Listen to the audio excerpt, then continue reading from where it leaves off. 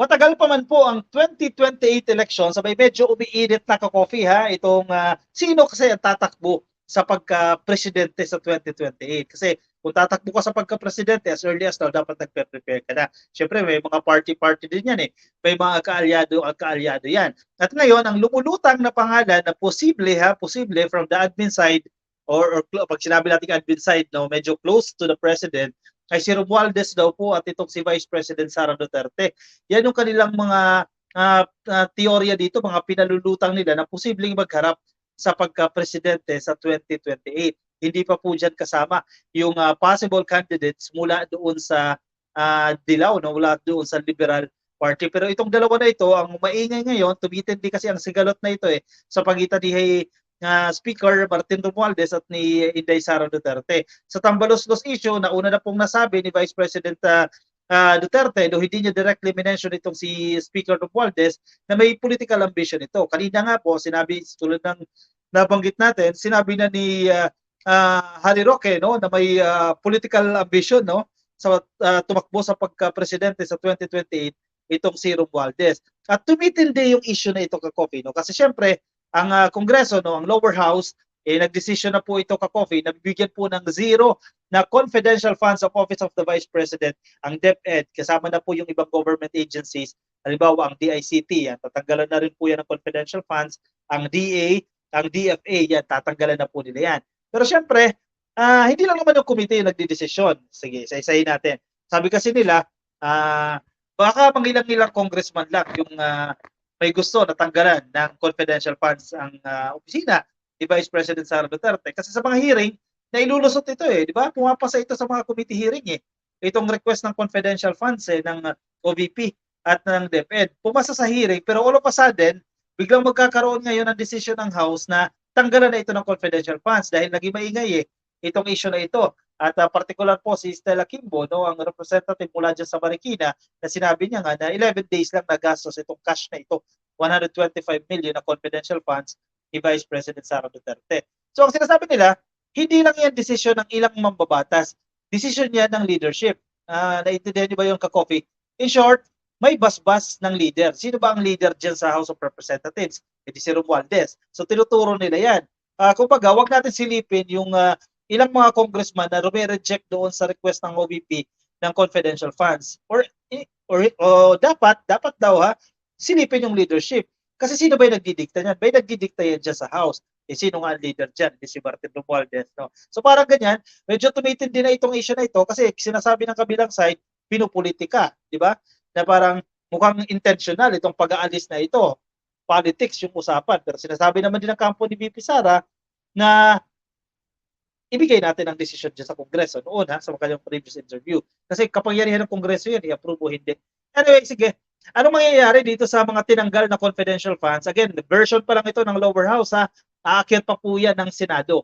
Pero may mga initial statement na rin po ang Senado na i-realign nga raw itong confidential funds na ito ng mga agency na ito. House gives zero. Yan tumataginting po na zero. Wala po ni singkong makukuha na confidential funds ang Office of the Vice President. Ganon din po ang DepEd na parehas pong hawak ni Vice President Sara Duterte. Ang DICT, zero din po yan. Ang DFA, zero. Ang DA na nasabi na initially na mayroong 50 million na confidential funds para labanan itong smuggling, natanggal na rin po yan. Zero na rin po ang kanilang makukuha. A House of Representatives panel has decided to give zero confidential funds to civilian agencies of the government, such as the Office of the Vice President, Department of Education. Ayan po yung sinabi dito ni Marikina 2nd District Representative Stella Kimbo sa isa pong press briefing. Inanunsyo na po yan kaninang Martes that aside from the OVP and DepEd, kasama rin po sa matatanggalan ng confidential funds itong DICT, ang Department of Agriculture ay natanggalan din po yan ng secret funds. Zero na lahat yan. The decision to strip OVP, DepEd, DICT, DFA, and DA of secret funds was made by a small committee of the House which was tasked to resolve individual amendments to the proposed 2024 national budget. Nawala yung ating share screen ka-copy, no? Kasi sinasabi nila, ito yung ini-explain ko kanina Maliit na committee lang yung nagdesisyon daw. Ito ibig sabihin ng maliit, mangilang-ilang mambabatas lang yan, less than 20, yung nagdesisyon na tanggalan ito ng confidential funds. Pero syempre, hindi tinatanggap yung ganyang argumento ng kabilang kampo, no? Kasi hindi yan ang magiging desisyon ng komite unless may basbas ng boss. Sino nga raw ang boss? Si Martin Romualdez nga ang tinutukoy nila dito. Kayo na bahala ka, Coffee, ang ang humusga. Ano ba yung dapat na gawin dito? Pero kung babasahin ninyo yung sentimiento no, ng mga netizens, medyo pabor din sila kasi hindi naman nawala itong pondo eh. Na-realign lang ito, inilipat ito sa mga bagay na sa tingin ng Kongreso mas importante. Importante din naman talaga ang confidential funds. No? Kasi sinasabi nga ni Bato de la Rosa dito, kung nakitaan ninyo ng irregularities ng hindi tamang paggastos dito sa confidential funds, si Vice President Sara Duterte, kasuhan ninyo. Yan ang sinasabi dito ni Bato de la Rosa. Pero it's just a matter of prioritizing. Ano yung mas kailangan natin sa panahon ngayon? At nakikita nga ng ating mga mambabatas dito na dapat pagtuunan natin ng pansin, higit na pagtuunan ng pansin, itong ating depensa, itong ating laban sa West Philippine Sea. Bagamat wala pa pong escalation ng matinding bakbakan dyan, pero importante, handa tayo sa possible na scenario at dapat palakasin talaga natin yung ating depensa o ang ating puwersa dyan sa West Philippine Sea. So dyan na po mare-realign itong mga budget na ito. Anong sa inyo nyo, Kakopi? Sige, comment your opinion dyan sa ating comment section at basahin natin yan. Di natuloy ang CIF sa OBP ayon sa balita, Shuni. Yes, agree, correct po yan. Kay Maritel T, good evening po sa inyo. Magandang gabi po, Ma'am Maritel. Kay Corisa Evangelista, good evening po sa mga ka-coffee natin. You got this. Happy viewing po sa inyo, Corisa. No? Si Lisan Castillo, no, sa pro-China, trabaho muna ngayon. Medyo malayo pa naman. Good evening, Science and Facts. Nakikinig sa atin. Parang ang tagal mong nawala dito, Science and Facts. Ngayon lang ulit nakita dito. Fake news yung ikinakalat ni SAS na may CIF, si HMR at si Zubiri. Oh, nakita ko rin yung ka-coffee, no? Pero no reaction muna tayo dyan. Hindi pa tayo masyadong familiar sa issue na yan. Mag-dance-dance ka na lang, Roque, sabi ni Epifania Pagkalibare. Yan ba yun? Yung during the campaign, yung jingle na yan, yung dance moves. Joby May, hello sa inyo. Kay Joel De Jongoy, Lacson, good evening ka-coffee. Ay, pa-shoutout po mula dyan sa Antipolo. Nandito na rin si Sir Engineer Rodolfo Reyes ng Kuala Lumpur, Malaysia. Happy viewing po sa inyo. Nasa executive si PBBM at di dapat makialam sa Confi funds pagkahiwalay yun. Yun nga yun eh. Joby May, no? Definitely, independent kasi ang Kongreso. So, dapat huwag niyo pakialaman. Huwag niyo utusan dito si Martin Romualdez. Mas pangit yun. Mas makasisira sa kanyang imahe yan na utusan niya. Ibalik niyo yung confidential funds na yan. Though, ginagawa din naman yan. Commonly practice naman yan ng mga presidente. No? Yun yung reality natin. May influence din talaga yung presidente, lalo na kapag hawak niya o kaalyado niya yung majority ng mga miyembro ng Kongreso. Nangyayari at nangyayari yan. Pero hindi ganoon kaganda. Tingnan ka, Coffee, no? Na mangyayala mag-medal dito si PBBM sa issue ni Martin Romualdez at ni Vice President Sara Duterte kung ano man po yan. Thank you for noticing my comment, ka-coffee, Science and Facts. You're welcome, sir. Thank you also for tuning in.